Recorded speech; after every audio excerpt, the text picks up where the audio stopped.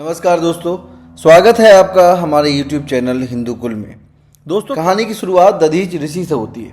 वो महापुरुष जिन्होंने देवताओं के कल्याण के लिए अपनी हड्डियों तक का दान कर दिया। जब वृत्तासुर नामक असुर देवताओं का विनाश करने लगा तो कोई भी उसका सामना नहीं कर सका। तब महर्षि दधीच ने अपना शरीर त्यागा और उनकी हड्डियों से बना वज्र ही वह अस्त्र बना जिससे इंद्र ने वृत्तासुर का वध किया। लेकिन दधीचि के बलिदान की यह कहानी यहीं खत्म नहीं होती। शमशान में जब महर्षि दधीचि के मांसपिंड का दाह संस्कार हो रहा था तो उनकी पत्नी अपने पति का वियोग सहन नहीं कर पाई और पास में ही स्थित विशाल पीपल के वृक्ष के कोटर में 3 वर्ष के बालक को रख स्वयं चिता में बैठकर सती हो गईं। इस प्रकार महर्षि दधीचि और उनकी पत्नी का बलिदान हो गया। लेकिन पीपल के कोटर में रखा बालक भूख प्यास से तड़प तड़प कर चिल्लाने लगा। जब कोई वस्तु उसे नहीं मिली तो कोटर में गिरे पीपल के गोंदों यानी कि फल को खाकर बड़ा होने लगा। कालांतर में पीपल के पत्तों और फलों को खाकर बालक के जीवन एन प्रकार सुरक्षित बना रहा। तभी एक दिन देवर्षि नारद वहां से गुजरे। नारद ने पीपल के कोटर में बालक को देखकर उसका परिचय पूछा। नारद बोले, बालक तुम कौन हो? बालक ने कहा, यही तो मैं भी जानना चाहता हूँ। नारद मुनि ने पूछा, तुम्हारे जनक कौन है? बालक ने फिर वही जवाब दिया, मैं भी यही जानना चाहता हूँ। तब नारद ने ध्यान लगाकर देखा। नारद ने आश्चर्यचकित हो बताया कि महान दानी महर्षि दधीचि के पुत्र हो। तुम्हारे पिता की अस्थियों का वज्र बनाकर ही देवताओं ने असुरों पर विजय पाई थी। नारद ने बताया कि तुम्हारे पिता दधीचि की मृत्यु मात्र 31 वर्ष की आयु में हो गई थी। बालक ने पूछा, मेरे पिता की अकाल मृत्यु का कारण क्या था? नारद मुनि ने उन्हें बताया, तुम्हारे पिता पर शनिदेव की महादशा थी। बालक ने पूछा, मेरे ऊपर आई विपत्ति का कारण क्या था? नारद ने कहा, शनिदेव की महादशा। इतना बताकर देवर्षि नारद ने पीपल के पत्तों और गोंदों को खाकर जीने वाले बालक का नाम पिप्पलाद रखा और उसे दीक्षित किया।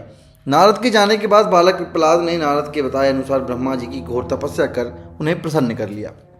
ब्रह्मा जी ने जब बालक पिप्पलाद से वर मांगने को कहा तो पिप्पलाद ने अपनी दृष्टि मात्र से किसी भी वस्तु को जलाने की शक्ति मांगी।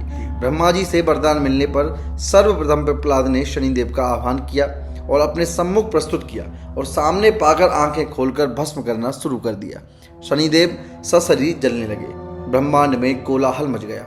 सूर्यपुत्र शनि की रक्षा में सारे देव विफल हो गए। सूर्य भी अपनी आंखों के सामने अपने पुत्र को जलता हुआ देखकर ब्रह्मा जी से बचाने हेतु विनय करने लगे।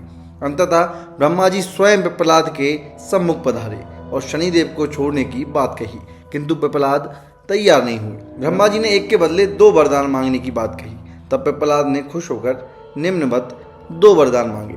नंबर 1, पिप्पलाद ने कहा, जन्म से 5 तक किसी भी बालक की कुंडली में शनि का स्थान नहीं होगा जिससे कोई और बालक मेरी तरह अनाथ ना हो।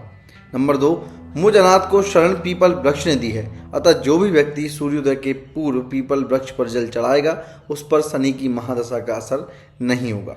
ब्रह्मा जी ने ये दोनों वरदान सुने और तथास्तु कहकर वरदान दे दिए। तब पिप्पलाद ने जलते हुए शनि को अपने ब्रह्मदंड से उनके पैरों पर आघात करके मुक्त कर दिया, जिससे शनिदेव के पैर क्षतिग्रस्त हो गए और वे पहले जैसे ही तेजी से चलने लायक नहीं रहे। अतः तभी से शनि शनय चरति या शनिश्चरा अर्थात जो धीरे चलता है वही शनिश्चर है, शनि है कहलाए। और शनि आग में जलने के कारण कालिकाया वाले अंग भंग रूप में हो गए। संप्रति शनि की मूर्ति और पीपल वृक्ष की पूजा का यही धार्मिक हेतु है।